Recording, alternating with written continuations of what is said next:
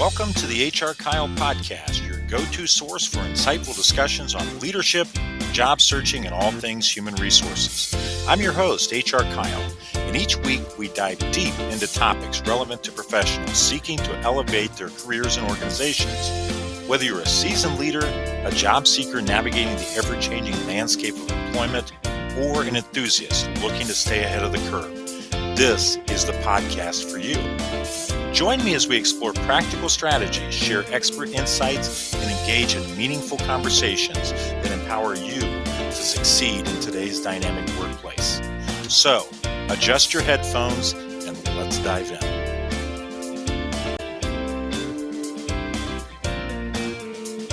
Hello and welcome to another edition of the HRKyle Podcast. I'm your host, HRKyle, and we're very glad to have you here today.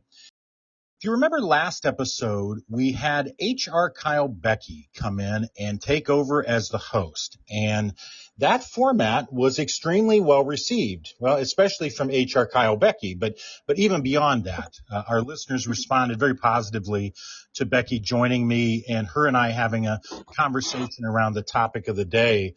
So we've decided to take that format going forward, and we're going to try it for a few episodes, and who knows? We may do another 40 or so episodes of this format, but for today, we're going to do that again as well. So, Becki, welcome to the co-hosting of the HRKyle podcast. Hi, Kyle. Glad to have you back. So today we're going to be talking about a topic that I speak to a lot of leaders about, and that is the power of storytelling in leadership, and the impact that can have upon your teams and especially your team's ability to meet and exceed goals. So that'll be the theme of today's episode. We're going to have a guest on later in segment 2 who's an expert in the ability and the power of storytelling, and he'll share his perspective. And in segment 1, right after this break, Becki and I are going to talk about storytelling and just have some dialogue from our perspective. But we'll be right back after this brief break. Greetings, I'm Kyle Smith, and I'm here to offer you a speaking experience that goes beyond the ordinary. With a rich background in leadership, HR, and personal development, I bring a unique blend of expertise and passion to every presentation. Whether it's Leadership Unleashed, well-being at work, or career mastery, I delve into topics that empower individuals and organizations to reach their fullest potential. What sets me apart? Proven expertise, an engaging delivery style, and actionable insights that drive positive change. But here's the kicker. I don't just offer a one-size-fits-all approach. I customize my content to meet the specific needs and goals of your event. So let's elevate your event together. Contact me now to reserve your date and unlock the full potential of your audience and organization. Don't miss out on the opportunity to inspire greatness. Visit HRKyle.com today. And we're back. I hope you enjoyed learning about some of the services that HRKyle Services offers to our clients, and we hope that you will consider us in the future. But let's get back on topic. Today we're talking about the power of storytelling from a leadership perspective. And Becki and I have got some questions and some issues that we've prepared in advance of this conversation to allow us to have some dialogue around it. So Becki, I'll turn the floor over to you to begin to work through our topic list. Thanks, Kyle, and it is great to be back again. Let's start with what ways you think storytelling can be used to communicate a leader's vision and then their values of their team. Well, it really comes down to the ability of a story to make a point. And whenever we hear stories, we as humans, those resonate with us anyways. We have a natural ability and a natural inclination to be drawn to stories because they always have some level of truth to them. So having the ability to tell a story around a goal or objective for your team already gives it some level of credence and credibility. And I think as leaders, we can utilize that power to say, these are the goals we have. And here's why I know they'll work, because I've had them work in the past. And again, we know from a psychological perspective that the best predictor of future behavior is past behavior in the same or a similar situation.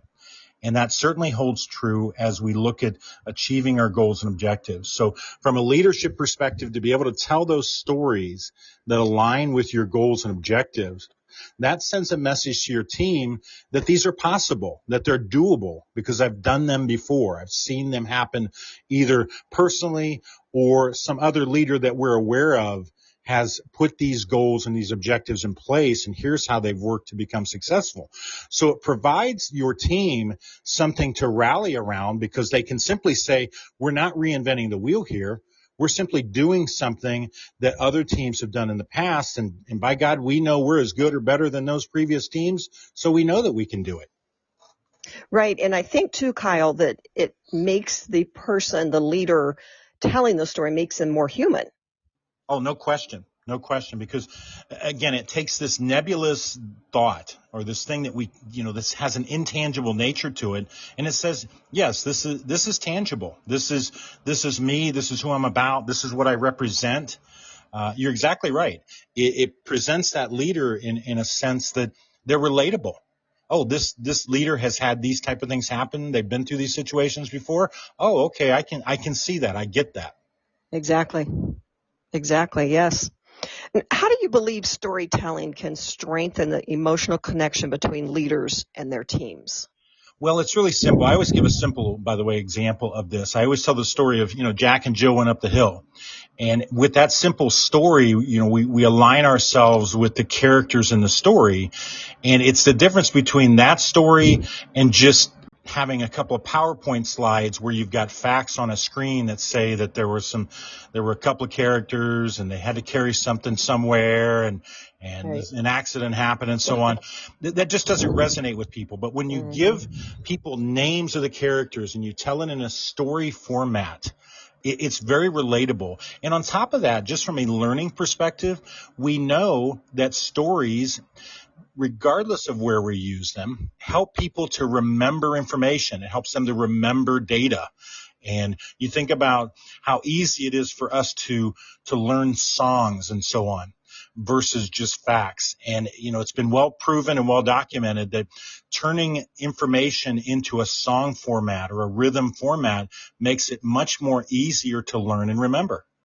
My previous job, I was a math teacher, and we often did the songs for the facts, the multiplication facts. The students would learn those. And going back to the storytelling as well, that I would have the students, when they were doing word problems, to come up with a story, write a story about the numbers that are in the problem.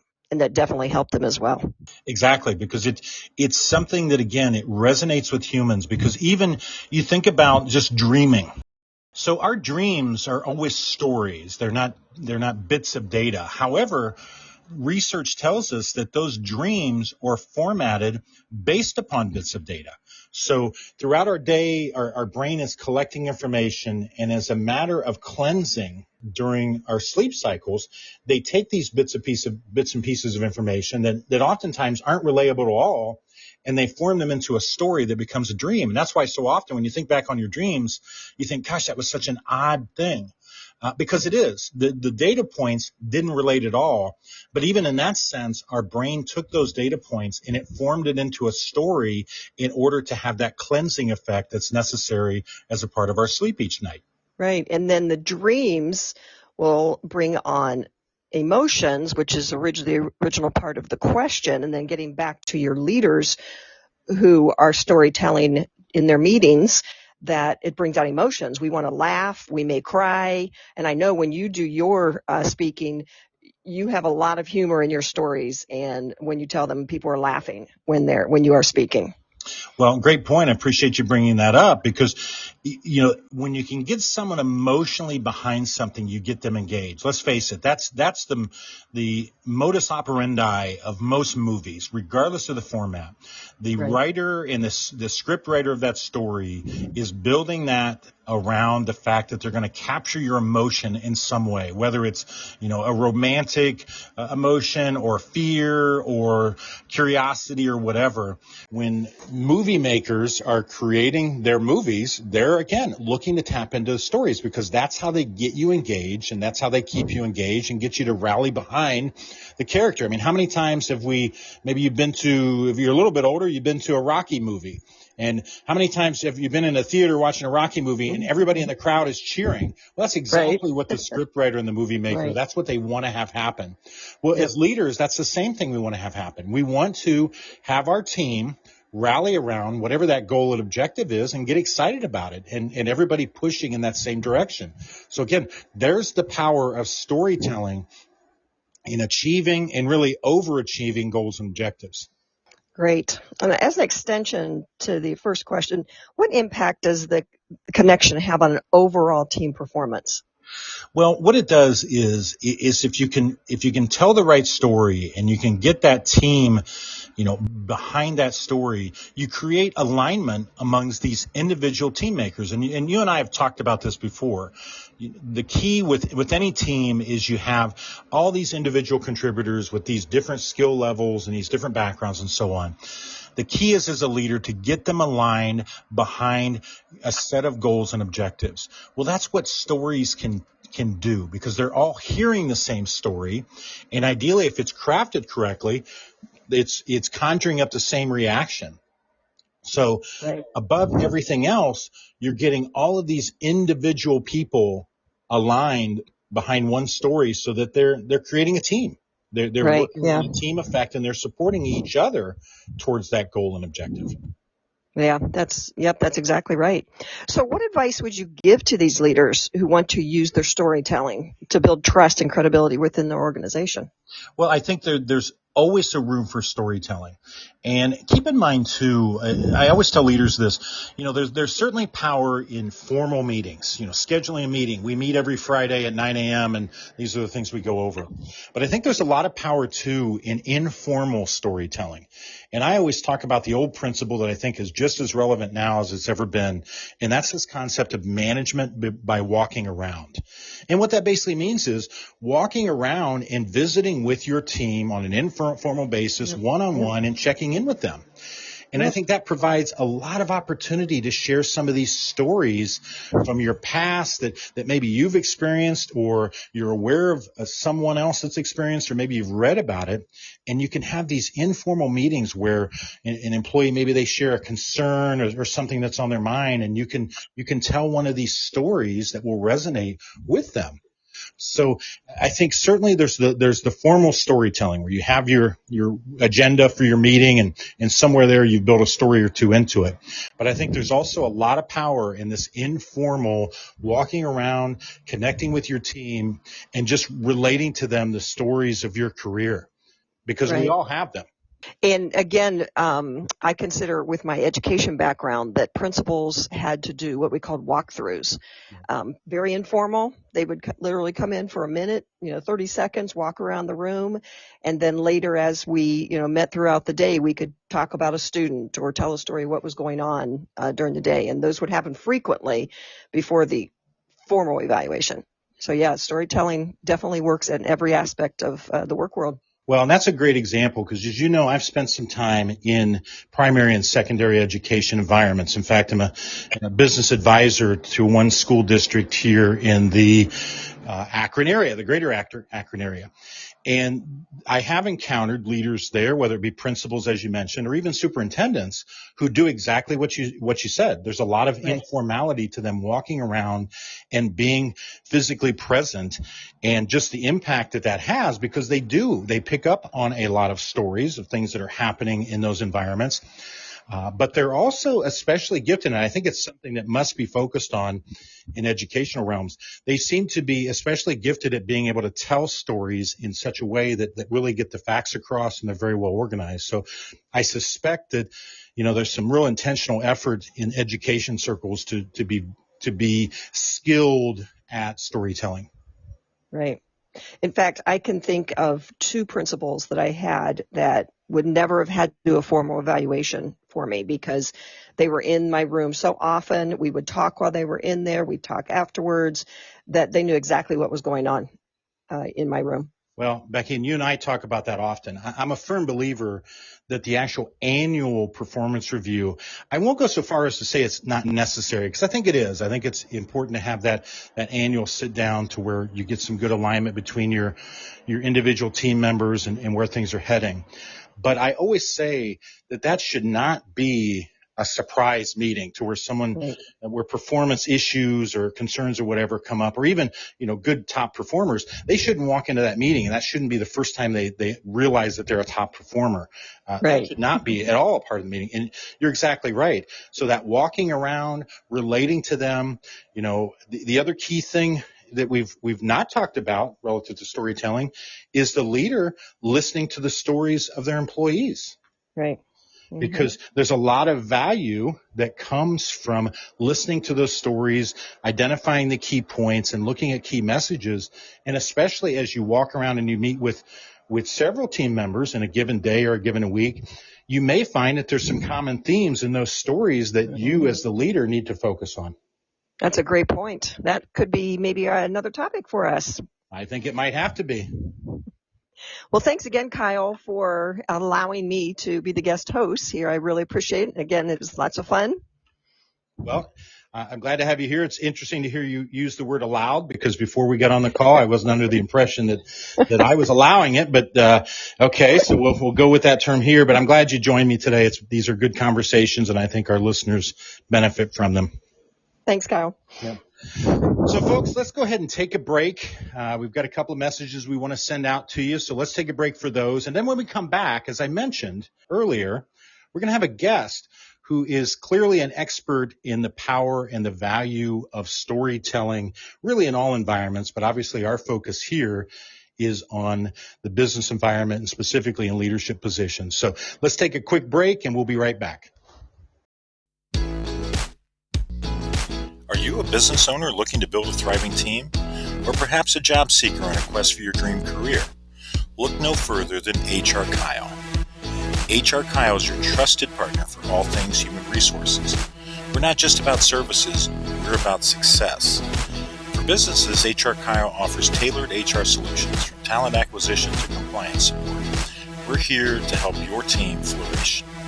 And for the job seekers, HRKyle provides personalized career guidance and direction that only a seasoned HR professional can offer. We'll help you find that perfect job match. Don't settle for less. Choose HRKyle and unlock success today. Visit us at www.hrkyle.com. HRKyle, unlocking potential, empowering careers, transforming business.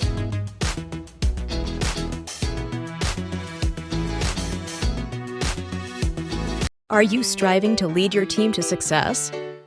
Or perhaps you're navigating the complexities of the job market. Introducing The Solution, the HRKyle YouTube channel. Your go-to source for insightful guidance and practical tips. With short 1 to 2 minute clips, our videos save you time while delivering impactful, usable strategies. From effective leadership techniques to mastering the job application process, access valuable advice in minutes. Don't miss out. Subscribe to the HRKyle channel on YouTube today.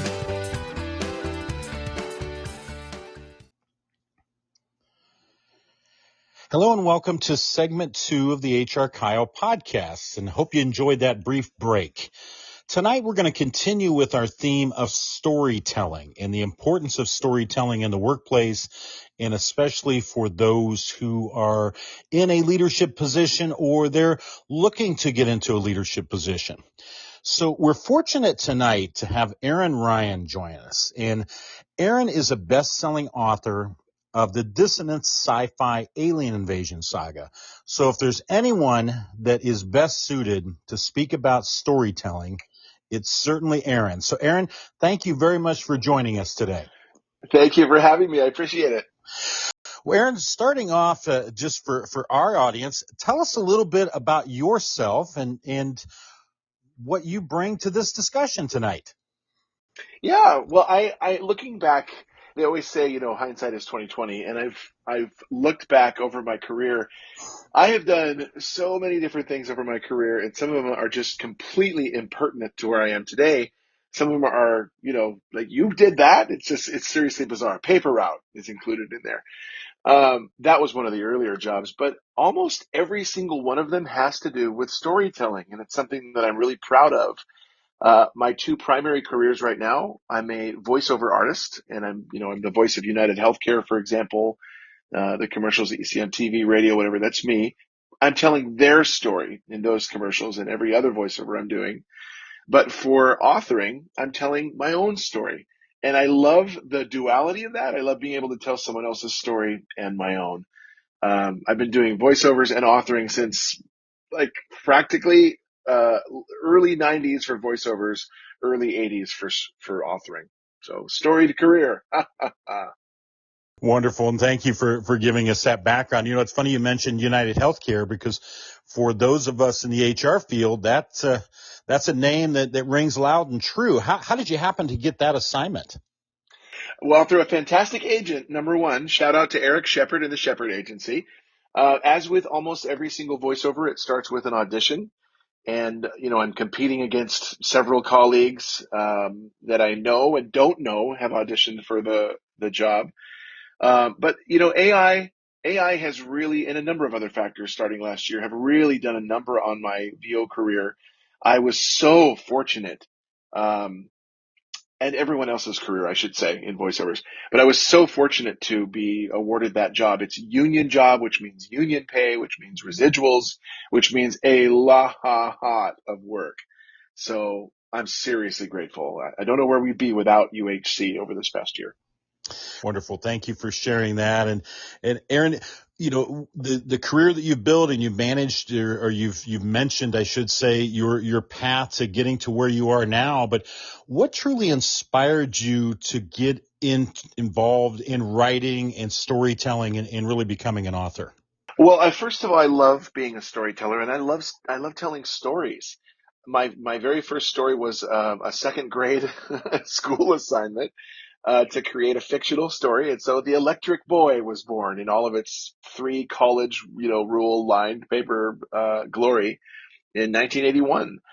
And I just, tried, I've served in different capacities over the years in terms of the arts, but storytelling has always been there.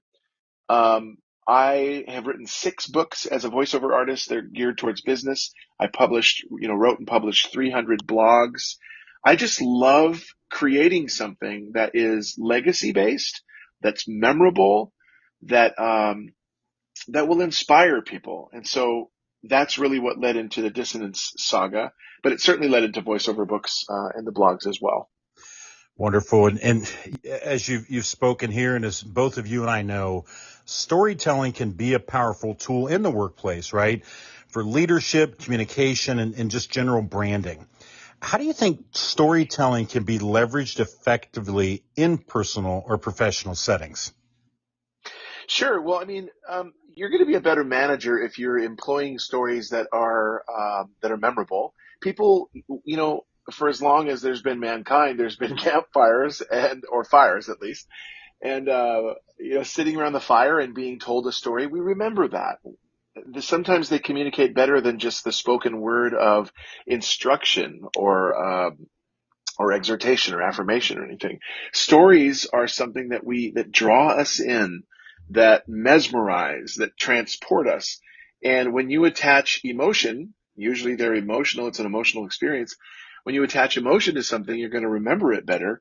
If you want your employees, if you want your colleagues, if you want your cohorts to remember what we're all about, wrap it around a story, wrap it in a story, wrap a story around it. And that will make it more memorable, and thus you're going to have people that know their jobs, I think, far better for leadership, communication, and branding, like you said. Exactly. And it's something that I talk about a lot in my work as well, Aaron, and just in the professional setting. And as you said, people are drawn to stories. It's something about human nature that when we hear a story, we're drawn to it. And I think, as you said too, it makes it more memorable. You could sit down and show someone a PowerPoint slide and have a bunch of bullet points on there that have facts, or you could tell that same bit of information in a story form. And it's research proven that they're much more likely to remember all of those facts if it's in a story format. Yeah, absolutely. And that's what you want to do. You want to leave a mark that they can go, I mean, gosh, we're a church going family. Some of the best messages I've ever received were sermons where it was like, wow, Jesus told some of the best stories ever in parables, and people remember that kind of stuff. Sermons, inspirational speeches, college graduation speeches and valedictorians and anything like that.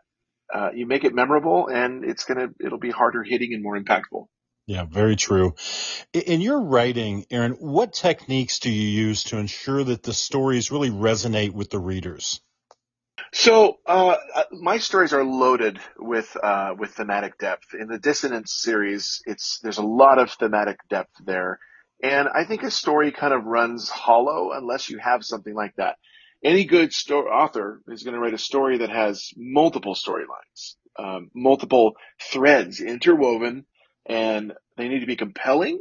They need to be challenging. I can't remember who said the quote, but an author's job is to get your protagonist scurrying up and trapped in a tree, and then throw rocks at them, and then see how they're able to get out. And so it's that challenge. You give them a challenge that's memorable, that resonates. You give them something relatable, that resonates with your reader. You give them themes that we all understand. For example, the prequel to my Dissonance series, it's loaded with a lot of family and heart and, silly dad jokes and bath time and work, homework, church on Sunday. All those things are things that we understand, and they resonate before everything goes really south and the aliens come and then all hell breaks loose. You have to write things that are compelling, relatable every single time you write. Well, Aaron, I have to believe there's a parallel to that with some of the things that we talk about now as we talk more about social media usage as far as branding. And when I say branding there, I mean more personal branding or professional branding, whether it be on a LinkedIn or a Facebook or something like that. Where do you see those parallels between the stories that you tell and the stories that we as professionals should be, quote unquote, telling through some of the social media channels that we have? I think the same principle applies, that you have to make them memorable. We are absolutely, and I've learned this the hard way, I think, as many marketers have. You can't just slap a really good looking image that is promotional in nature on your channel and expect people to just stop everything in their tracks, be glued to that image, and just fall in love with the same things you did in your story, or whatever your pursuit is. We are bombarded by a deluge of ads, no matter whatever social media channel you're on. So what you're posting needs to be compelling, just like a story, just like storytelling. It needs to resonate, just like storytelling. It needs to be memorable, just like storytelling. Otherwise, you're just a scroll casualty, and you haven't connected with anybody that way. I'm not a master of that by any stretch. There are people that, even when they say they're masters, I doubt it. I mean, it's a really hard thing to master, and you won't get everybody with every single thing you post. The goal, though, is just to make them so like, oh, what's that? That people will stop in their tracks. And you can't do that with something that looks like an ad. So video really communicates well in that respect. Some great advice there. And it's a topic that's coming up more and more in my world from the standpoint of candidates or potential candidates saying, hey, how can I get noticed by the people that I want to have notice me? And that is, hiring managers or talent acquisition professionals and so on. So I get that question a lot more relative to these social media channels. So I think what you've spoken to there is really some good solid advice that relates right back to the storytelling format as well. You've got all of these different book options. What is catching your attention in the bookstore that makes you grab that book off the shelf and say, this is the one I want to read next? That's such a hard thing. Everybody does judge a book by its cover. Mm-hmm. I recently had my covers redesigned for all of my books for that very reason. Mm. I created them. I was proud of them, but therein lies the rub. for some people is you get so married to what you've created and you love it, and your mom's going to love it because she's your mom. But unless it's really compelling enough to just stand out from the herd and make people go, sit up and take notice, then it's just more noise. And nobody needs more noise on social media, especially in a political election year. We don't need the noise. Yeah, there's already plenty of that already. Well, Aaron, when you talk about making yourself stand out, it makes me think about some of the advice that I give on interviewing as well, because I think there's relevancy here. I always tell all of my clients that I work with from a career counseling standpoint, I say you have two goals in an interview. One, help the person imagine you in the role. And number two, present yourself as someone they would like to work with. And I think here again, storytelling has a relevancy here. And like you say, finding ways to get yourself noticed. Where do you see that? Well, one of the bits of advice that I'll always give any other authors, and I love when the question is posed in interviews. I mean, this is for authors, sure, but it's for everybody. Oscar Wilde said, "Be yourself. Everyone else is already taken." Mm. And when you have somebody online that is, or off rather, just not to limit it, that is somebody that you look up to, sure, you can pay homage to that person and you can do a tip of the hat in things that you say and how you live your life and what you put out there. But if you've just become another mimic, then you just have two of those people running around and you're not unique. Yeah. This is a reason why, for me as an author, I never do book fairs, because book fairs are just a slew of authors clamoring for the attention of the reader, and we're not unique in any way. Yeah. I love doing trade shows and vendor markets and craft fairs because I'm extraordinarily unique in that setting, and that's the goal, is just being unique and standing out, and that's what gets you noticed wherever you are. Wonderful advice. Well, Aaron, I'll end it on this question. Speaking of advice, what advice would you give my listeners about becoming better storytellers within the workplace setting? I mean, I would just fall back on that too. Just be unique. Don't recycle. Put out content. This is why Google loves websites that are original and that position themselves as authorities on subjects, because Google doesn't need more of the same. It doesn't need 50 of the same link. It needs people that are putting themselves out there as authorities on a subject. And you do that when you're unique, when you offer fresh content, when you are putting yourself forward as an authority in a particular subject, and you're posting and sharing quite often. Do that, but put your own spin on everything you do, online or offline. Awesome advice. And I'll tell you what, personally, I'm taking notes. So listeners, I know that you should be as well. This has been author Aaron Ryan joining us tonight. Aaron's the best-selling author of the dissonant sci-fi alien invasion saga. But as you can tell, he's certainly an expert as it relates to storytelling in all different types of settings. So Aaron, I really want to thank you for joining us tonight. You've imparted a great deal of wisdom on a topic that I think in the workplace and employment settings doesn't get enough attention, but it really should. And that's the power of storytelling. So thank you so much for joining us tonight. Thank you so much for having me. I appreciate it. Folks, as I always say every week, and I mean this wholeheartedly, thank you for joining us again this week for this wonderful episode and the wonderful discussion that I've just had with Aaron Ryan. If you are not following the HRKyle podcast, I would suggest doing that, especially if you enjoyed it. That's the best way to keep up with the upcoming episodes and the things that we've got going on. So highly encourage you to follow us. But again, thank you for tuning in today. And I'll leave you with these three thoughts. Please just be focused, be grounded, and of course, stay tuned.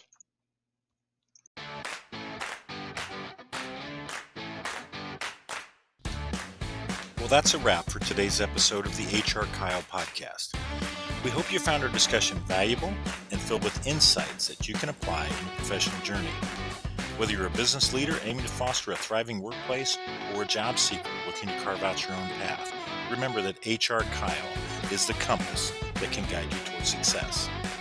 If you enjoyed this episode, don't forget to subscribe, rate, and share it with your network.